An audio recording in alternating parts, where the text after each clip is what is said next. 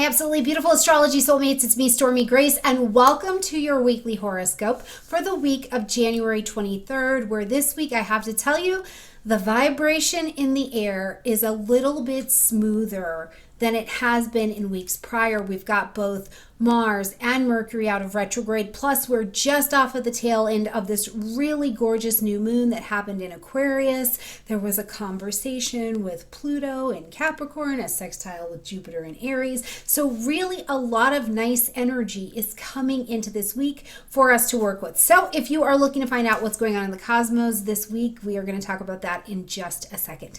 First things first, if you haven't picked up your digital transit calendar from our friends over at Wise Skies Collective, you can click in the description box down below and snag it. It's fantastic. Tiffany has laid out the transits every day. There's multiple transits a day to include the lunations, the void of course moon, other aspects and transits that are happening, as well as descriptions on how to work with it. And then you can just download it right into your calendar. I mean, I'm telling you, it is really, really very helpful to have on hand to understand when planets and aspects are actually engaging and how you can work with that in your chart. So we've got a $17 off coupon just for the Astrology Soulmate family tribe, that's us, in the description box down below. So make sure you click down there and check it out, okay? As well, if you are just still learning your astrology, you're learning how to understand the houses or how to make the associations to put your chart together, I've got a fun astrology busy book. You can also pick that up in the description box down below. It's cool. It's a word search book, right? Like you find the words and it'll help you learn the keywords that you need to know in order to make the astrological lingo make sense. It's really a fantastic way to learn about your own chart by getting the words in place that need to be there. So make sure you grab that down below. And of course, every time that you buy one, it helps to benefit this channel and keep the content going. If you follow this channel at all, you know I am a content making machine. I'm always trying to make sure we're up to date. So when you guys help out, I love when you help out. All right, friends, let's get into the week and see what is going on. Now, first and foremost, as we're coming into this week on the 23rd, right here on Monday, we're coming in on that void of course moon. So remember, the void of course, we're relaxing, we're resting, we're rejuvenating, we're going back over things. It's not a big expulsion of energy out. It's like come in a little bit smooth, and we're going to have this until about mid-morning, and then we'll see the moon enter into the energy of Pisces, okay? So remember this as we're traveling through the year. I know I keep saying it and bringing it up to you, but I want you to see that there's more time to stop and to think and to process, to reorient and to breathe around you than just go, go, go, go, go. The days of pretending that you're a machine are long gone, so take your rest periods as you need them. Now, as we see the moon get over into the energy of Pisces, it's subtle, it's spiritual, emotionally, you kind of go back to ground. You maybe, there's a space for fantasy that can be happening here. You know, what are emotional fantasies that are coming up for you? Where do you emotionally feel a great depth of intimacy or empathy for other people around you? It's a very charitable moon as well. Now, something else that I think for the couple days that the moon is transiting through Pisces is, first of all, make sure you can spot it in your own chart. Yep, there's a video on how to do that in the description box down below. And you can also join my Patreon community where there's more learning content in there. But it's a great time for you to experiment with ways of eating that maybe you haven't experienced before. You know, do you have a vegan diet? Do you have a vegetarian diet? What is a diet of simplicity and ease that just allows your system to keep moving? Is there a recipe that maybe you were thinking about trying and you just haven't done it? I think that this is a really nice kind of experimental energy while that moon is in the Pisces energy. But again, it is Pisces, so it's also another signature of rest, relax, rejuvenate what you've got going on, okay? As we get into the 24th, oh, I love this aspect. We've got the sun in a sextile on Tuesday to Jupiter. This is one of my favorite aspects because, first of all, when a sextile is created, we have not only the ease that is available there. But it's also an opportunity to take intelligent action on the opportunity that has been presented. So the sun is beaming high. It's got light, heat, life, vitality. You're motivated by this sun energy. And then Jupiter over here out of retrograde in the energy of Aries is wanting to do something. It's wanting to expand you out in some way, shape, or form. So it's kind of like a good luck, go for it kind of aspect. And also remember, Mercury and Mars being out of retrograde has really released a little bit of the pressure valve. Again, I think we're still taking action on past information that has been presented to us, so we're baby stepping it out here. But this energy is like, yeah, do it. What are your goals? What are you enthusiastic about? What's the vision that you have for yourself? What's the expansion of horizon? Put your motivation there and let's move towards that, even if it's in baby step fashion. The other thing I like about this aspect is that it can make our interactions a little bit easier sometimes. Like, people are more receptive to you. So this is a great day if you got to have that conversation, you needed to do a presentation, you need to put in an application. Any of those kinds of things are going to be very well in your pocket in terms of energy. Of course, cosmic results may vary. Check your own chart or have another astrologer do that, okay? When we get to Wednesday, we get about early morning to midday back into a void of course moon before we see the moon enter into this Aries energy. Okay, so we're resting, we're going back over, we're getting into the vibe, we're kind of resetting. And then when the moon gets into that vibration of Aries, bring on the spices. I'm all about cooking right now, you guys. The Taurus nature is coming out. If you're following me on Instagram, you know I'm posting recipes with astrological symbolism behind them. So I'm really into the recipes right now. So bring out your spices, okay? We're talking about things like basil. We're talking about things that are spicier. Maybe you've got a little cayenne going, chili, ooh, cinnamon.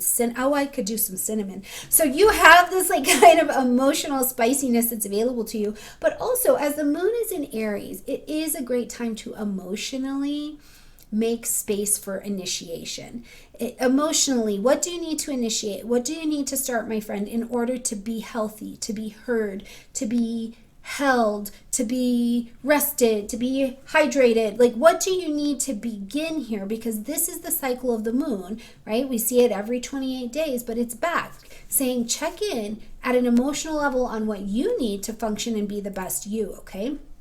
As we continue to travel, we're going to see on Thursday, I really like this energy, Venus in the energy of Pisces. Now, Venus is exalted in the energy of Pisces. So when a planet's exalted, it means it's not in its rulership house where it's in full power, all of our powers combined.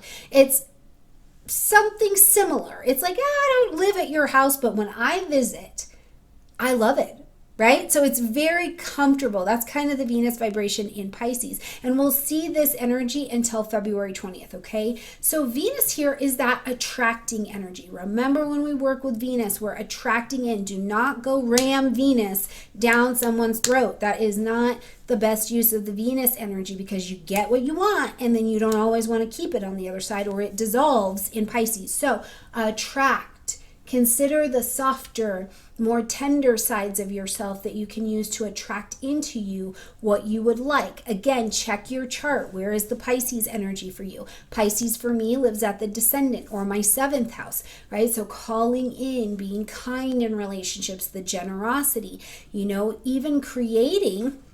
While Venus is here, collaborations. It's a great energy for collaboration, because as much as Venus is about relationships, Venus is about that money as well. So where can you create, a nice collaboration or configuration that can also be financially beneficial for you over these next few weeks? And I want to say too, for some of you, first of all, depending on where this is happening, it can be that you're building a product or you're selling something, and it's like you actually end up needing to lower the price of what you're selling but then you sell so much more of it. So it's something I want you to keep in mind. And other things is that you may not, like, it may be a little bit of blurred lines on some things. Just give it some time. Get to February 20th.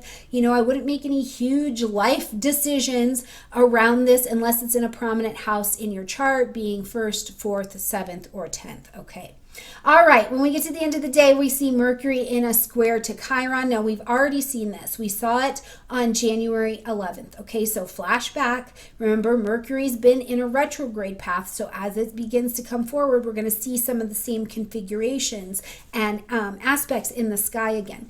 But now, Mercury's in direct fashion and interacting with this Chiron energy. So again, I have to tell you, have space, have grace with yourself.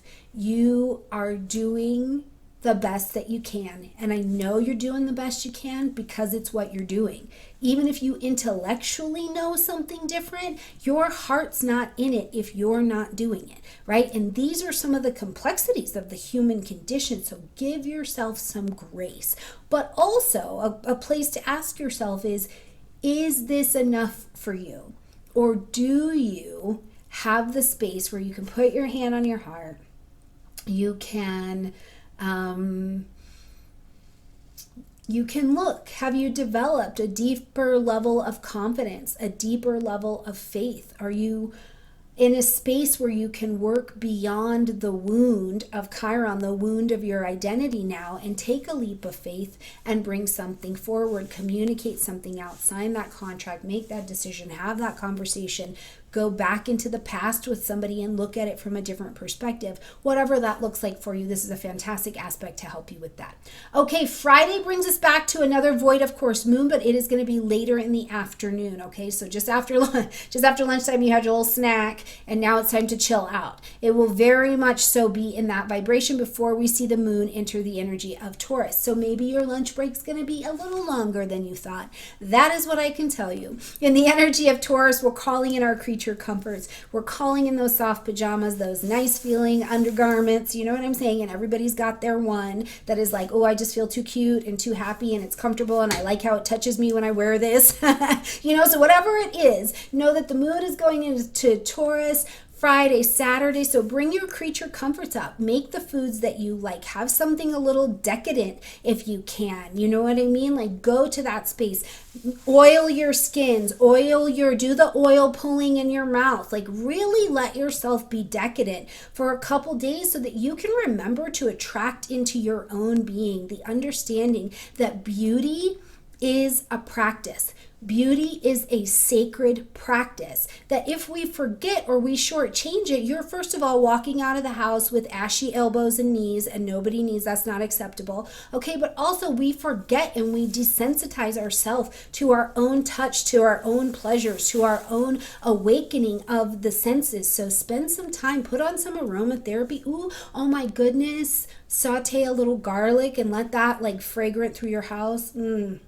Anyways, the moon will be in Taurus on Friday and Saturday, okay? Now also though, when we get to Saturday, we are going to see the sun come into a square with this nodal energy. Okay, so the motivation and the direction we're trying to go are squaring. So Saturday, friends, needs our attention. We need to take an action on something. Is there a project that you're working on? Is there a relationship? Is there, are you supposed to be writing a paper? What is it that you need to take action to actually get it done? But here's the fun part about it, I think.